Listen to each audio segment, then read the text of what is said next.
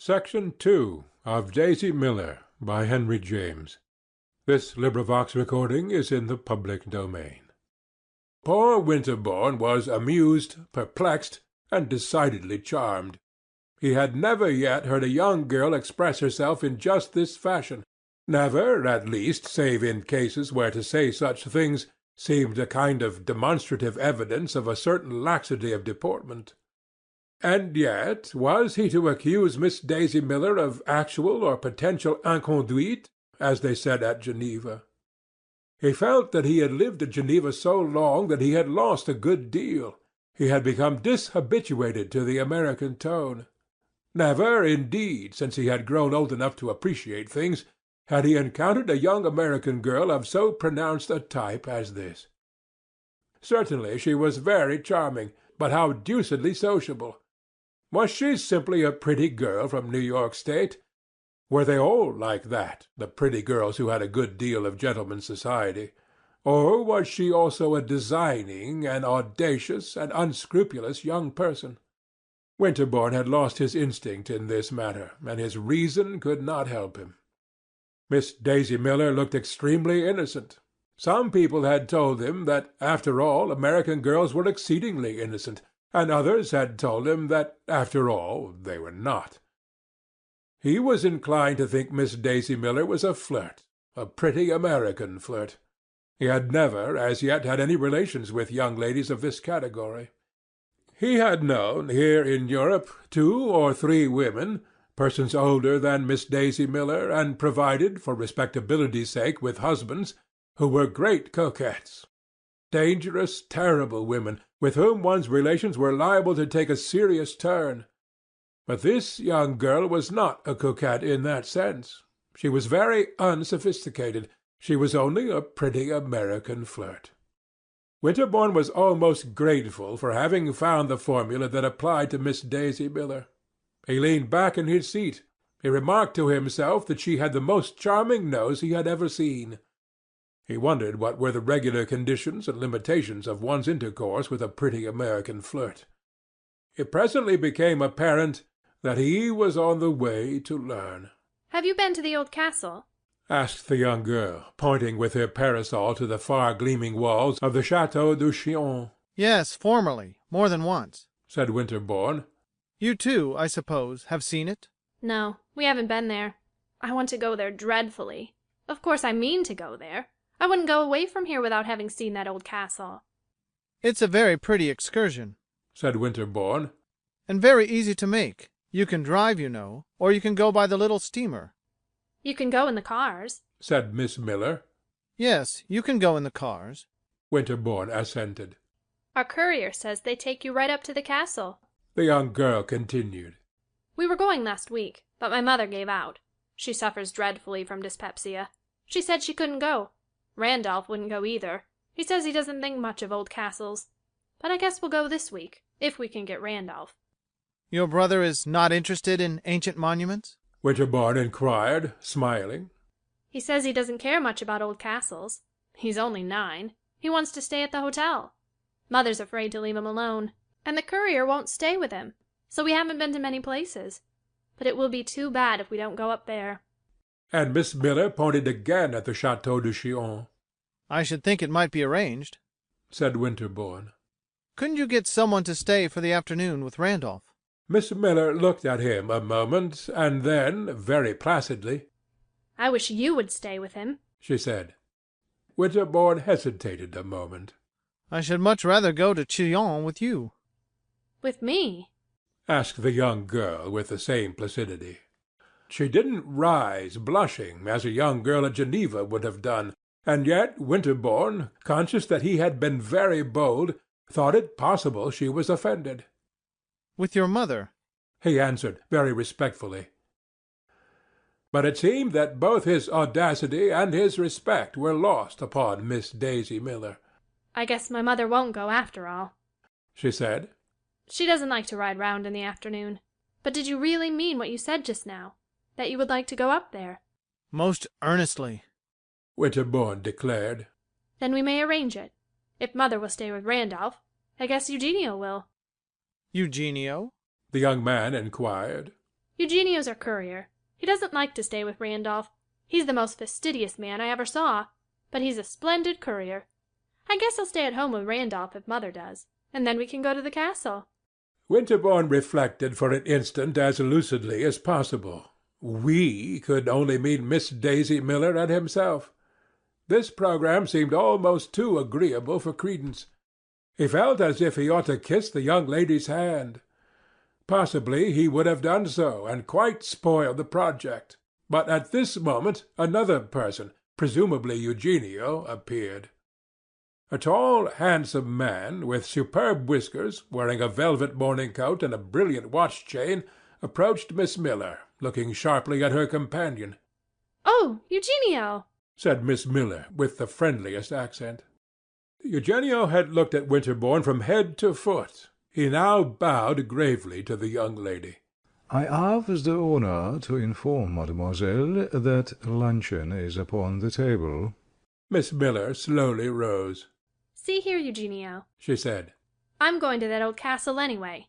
"To the Château de Chillon, mademoiselle?" the courier inquired. "Mademoiselle has made arrangements?" he added, in a tone which struck Winterbourne as very impertinent. Eugenio's tone apparently threw, even to Miss Miller's own apprehension, a slightly ironical light upon the young girl's situation. She turned to Winterbourne, blushing a little, a very little. "You won't back out?" she said. I shall not be happy till we go. He protested. "Are you staying in this hotel?" she went on. "And you are really an American?" The courier stood looking at Winterbourne offensively. The young man at least thought his manner of looking an offence to Miss Miller. It conveyed an imputation that she picked up acquaintances. I shall have the honour of presenting to you a person who will tell you all about me, he said, smiling and referring to his aunt. "Oh, well, we'll go some day," said Miss Miller, and she gave him a smile and turned away. She put up her parasol and walked back to the inn beside Eugenio.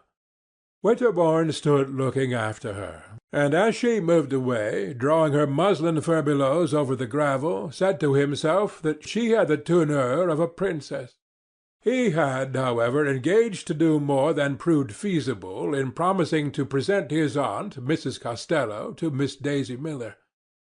As soon as the former lady had got better of her headache, he waited upon her in her apartment, and after the proper inquiries in regard to her health, he asked her if she had observed in the hotel an American family, a mamma, a daughter, and a little boy.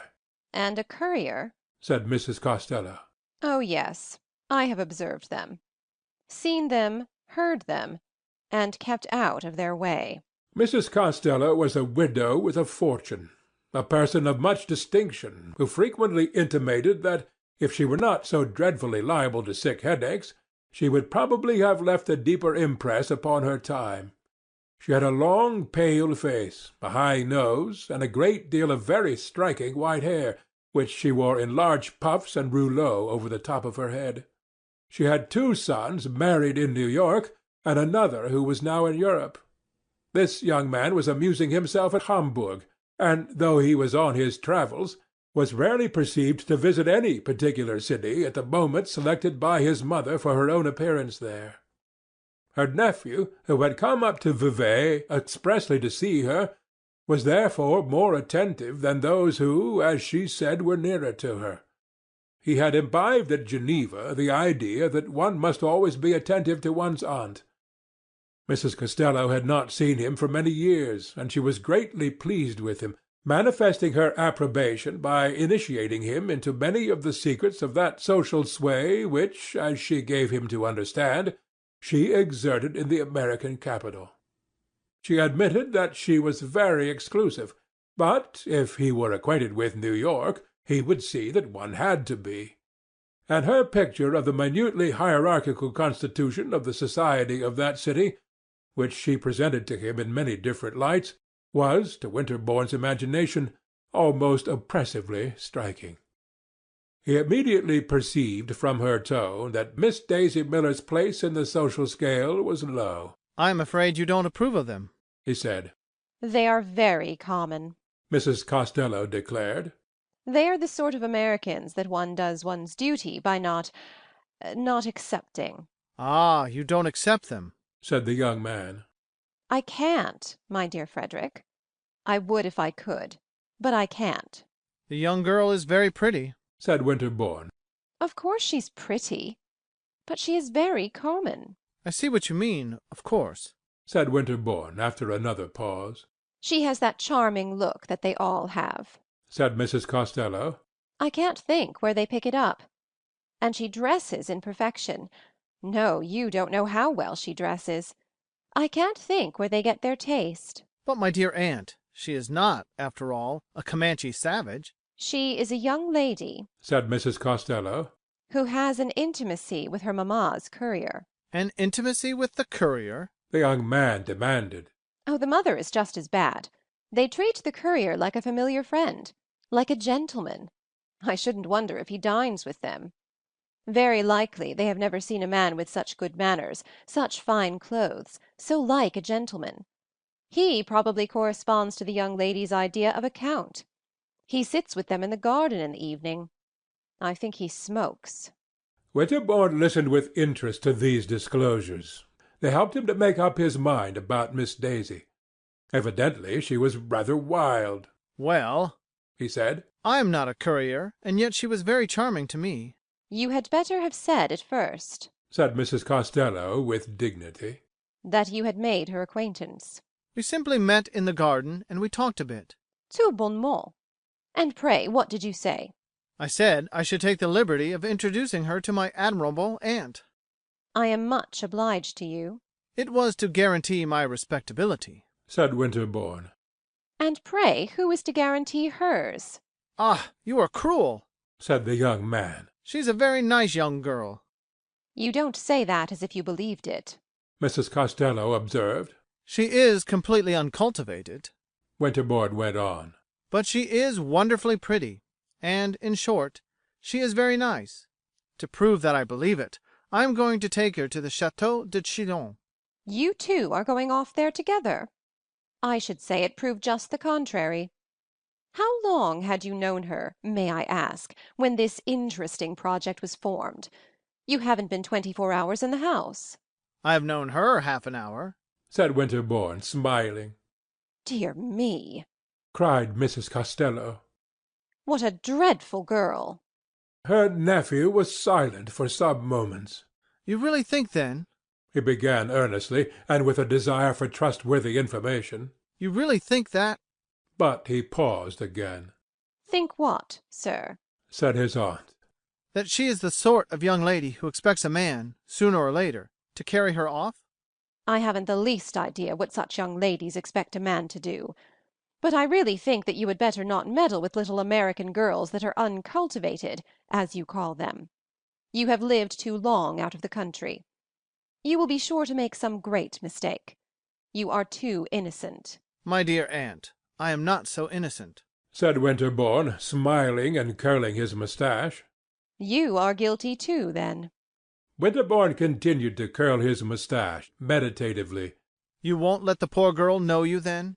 He asked at first. Is it literally true that she is going to the Chateau de Chillon with you? I think that she fully intends it. Then, my dear Frederick, Said Mrs. Costello. I must decline the honour of her acquaintance. I am an old woman, but I am not too old, thank heaven, to be shocked.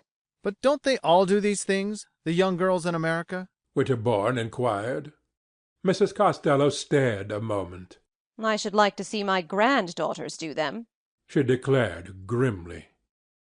This seemed to throw some light upon the matter, for Winterbourne remembered to have heard that his pretty cousins in New York were tremendous flirts. If, therefore, Miss Daisy Miller exceeded the liberal margin allowed to these young ladies, it was probable that anything might be expected of her. Winterbourne was impatient to see her again, and he was vexed with himself that by instinct he should not appreciate her justly. Though he was impatient to see her, he hardly knew what he should say to her about his aunt's refusal to become acquainted with her. But he discovered, promptly enough, that with Miss Daisy Miller there was no great need of walking on tiptoe. He found her that evening in the garden, wandering about in the warm starlight like an indolent sylph, and swinging to and fro the largest fan he had ever beheld. It was 10 o'clock. He had dined with his aunt, had been sitting with her since dinner, and had just taken leave of her till the morrow. Miss Daisy Miller seemed very glad to see him. She declared it was the longest evening she had ever passed. Have you been all alone? He asked. I have been walking round with Mother, but Mother gets tired walking round. She answered. Has she gone to bed? No, she doesn't like to go to bed, said the young girl. She doesn't sleep, not 3 hours. She says she doesn't know how she lives. She's dreadfully nervous. I guess she sleeps more than she thinks. She's gone somewhere after Randolph. She wants to try to get him to go to bed.